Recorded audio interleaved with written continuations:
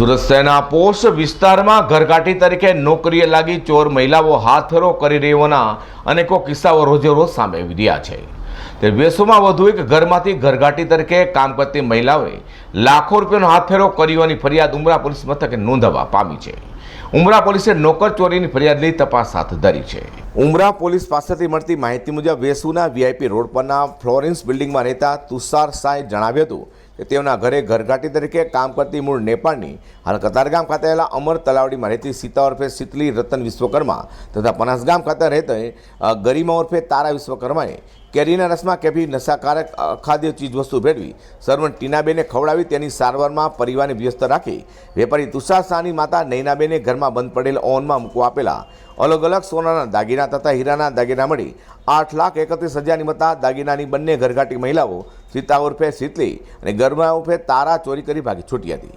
હાલ તો ઉમરા પોલીસે ગુનો નોંધી તપાસ હાથ ધરી છે। Azhar Qureshi, D10 news.